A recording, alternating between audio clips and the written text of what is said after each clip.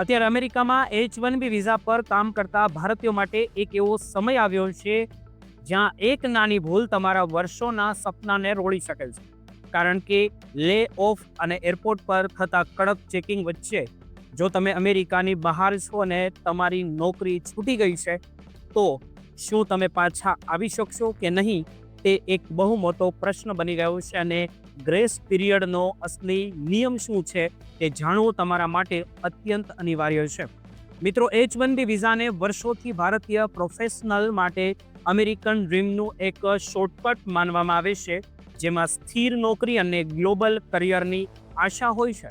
પરંતુ આજે આ જ વિઝા અનેક લોકો માટે અનિશ્ચિતતાનું કારણ બની રહ્યા છે. ખાસ કરીને અત્યારે જે રીતે લે ઓફ આવી રહ્યા છે અને એરપોર્ટ પર જે ઇન્સ્પેક્શન કડક બન્યું છે તેમનાથી સ્થિતિ ખૂબ જ જટિલ બની ગઈ છે. આજના વિડીયોમાં આપણે એકદમ સરળ રીતે સમજીશું કે તમારી નોકરી છૂટી જાય તો H1B નિયમો શું કહે છે અને ગ્રેસ પીરિયડ ક્યારે લાગુ પડે છે અને ક્યારે નથી પડતો.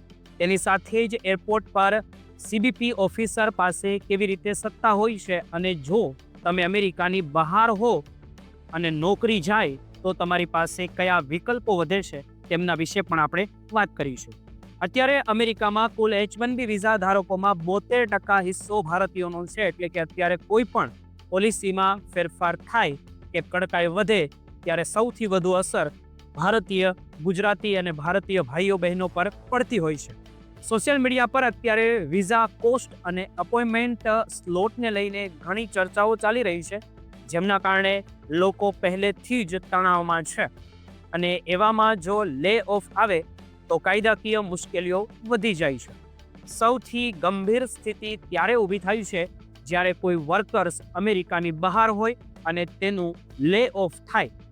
એ કદાચ ટેકનિકલી પેરોલ હોય અથવા તો નોટિસ પીરિયડ ચાલતો હોય, પણ જ્યારે તે અમેરિકા પાછો ફરે ત્યારે એરપોર્ટ પર તેને જે સેકન્ડરી ઇન્સ્પેક્શન માટે રોકવામાં આવે છે. ઘણા કિસ્સામાં એવું પણ બને છે કે અધિકારીઓ એન્ટ્રી તો આપી દેશે પણ મૌખિક રીતે કહી દેશે કે તમારો સ્ટે માત્ર પેરોલ છેલ્લી તારીખ સુધીનો જ માન્ય રહેશે. ભલે તમારા I-94 રેકોર્ડમાં જૂની એક્સપાયરી ડેટ દેખાતી હોય.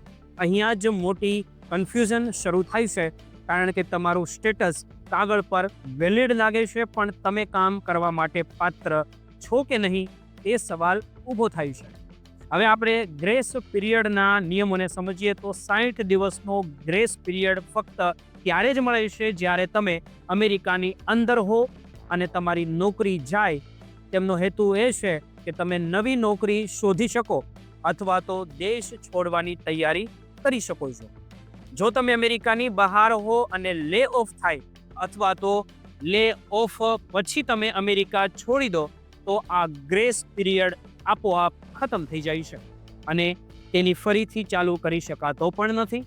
એટલે કે જો તમારી પાસે એક્ટિવ જોબ નથી તો અમેરિકામાં ફરી પ્રવેશ કરવો ખૂબ જ જોખમી સાબિત થાય છે, કારણ કે CBP ઓફિસર નક્કી કરી શકે છે કે તમારી પાસે હવે વેલિડ જોબ નથી, તેથી તમને એન્ટ્રી ન આપવી જોઈએ.